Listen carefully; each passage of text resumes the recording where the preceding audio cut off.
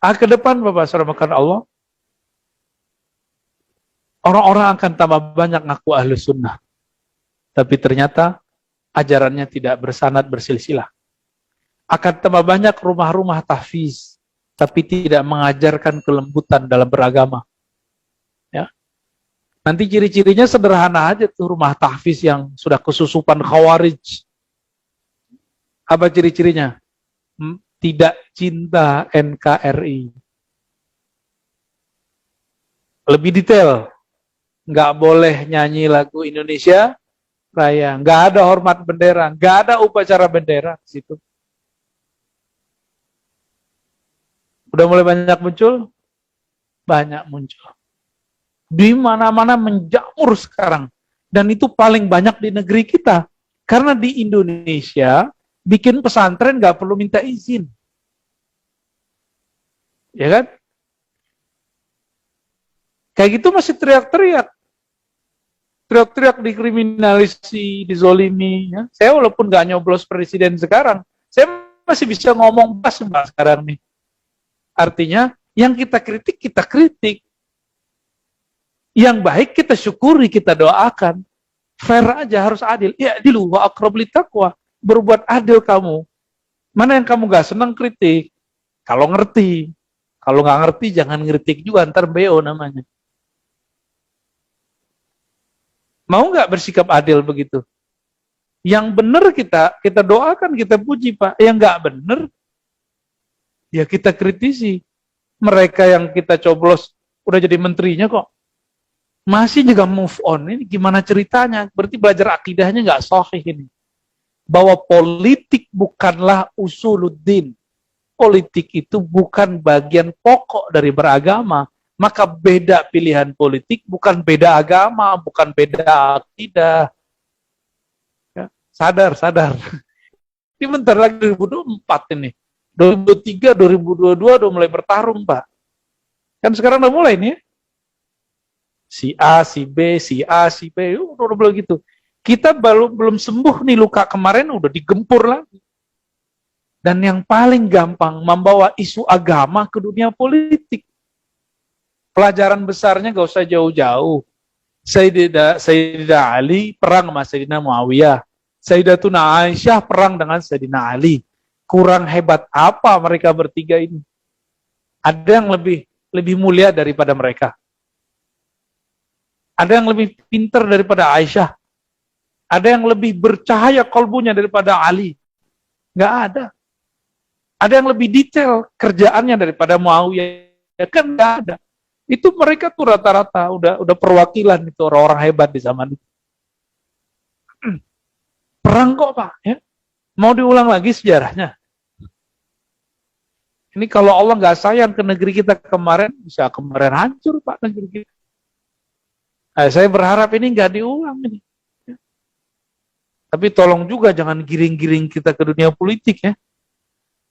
Ini udah mulai-mulai nih, digiring-giring. Ya, saya berjuang juga biar untuk menjaga netralitas itu. Karena dalam akidah Ahlussunnah ditulis Pak, sikap politik itu ada. Tidak boleh memberontak hatta kepada pemimpin yang dianggap zalim. Tidak boleh.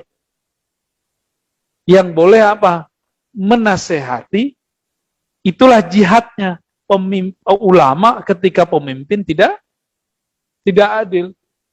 Itu jihadnya ulama kita. Dari dulu begitu. Gak boleh kita bugot. Berarti bugot. Berontak. Itu gak boleh. Ya. Ini postingan-postingannya postingan pemberontak. Gak ada Pak Ahlussunnah begitu. Cari semua kitab Ahlussunnah yang boleh itu. Tunjukin ke saya. Yang ada apa? Jahm bin Safwan. Pendiri akidah Jahmiyah.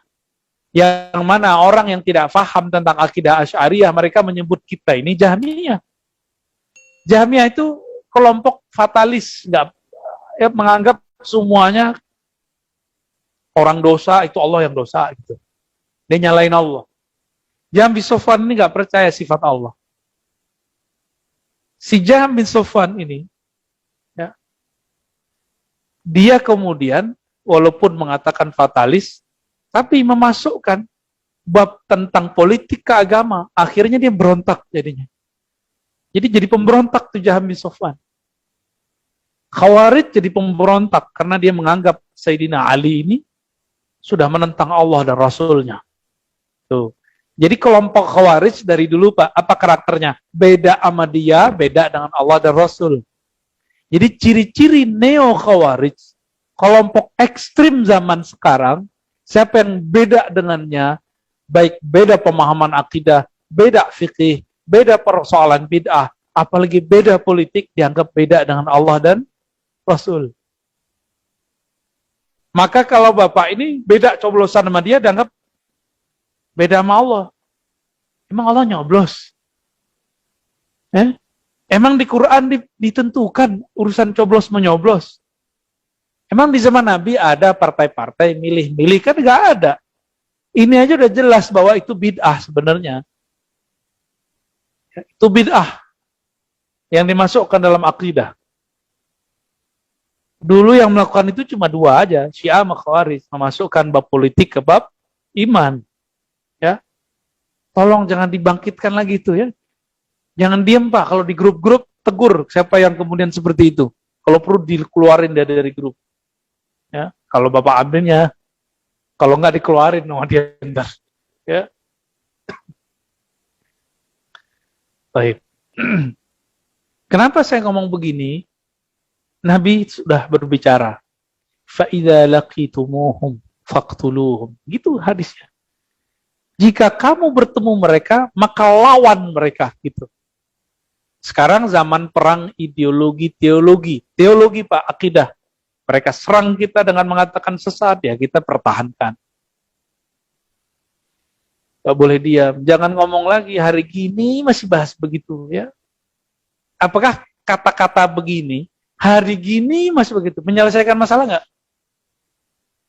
Nggak nyelesain masalah, malah bikin masalah baru. Masalah cuek. Nafsi-nafsi namanya. Orang egois. Orang ini nggak akan diperjuangkan oleh Allah dan Rasulnya. Bapak saudara makan Allah, masih ingat hadis syafaat? Syafaat itu artinya pertolongan. Ya. Nggak usah jauh-jauh deh. Kita punya lembaga sekolah.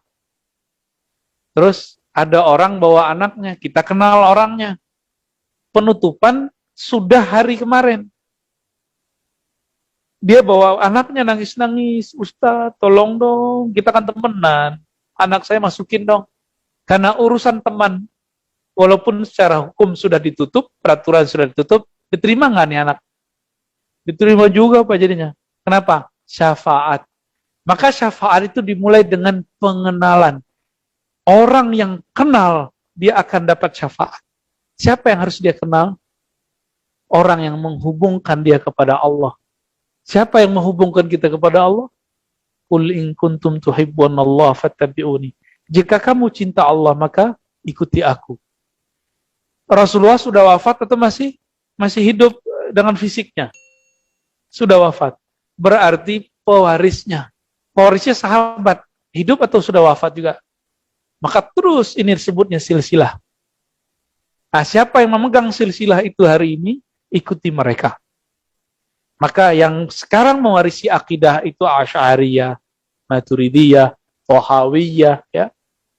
Yang mewarisi fikih, hukum, itu orang-orang yang bermazhab Syafi'iyah, Hanafiyah, Malikiyah, Hanbaliyah.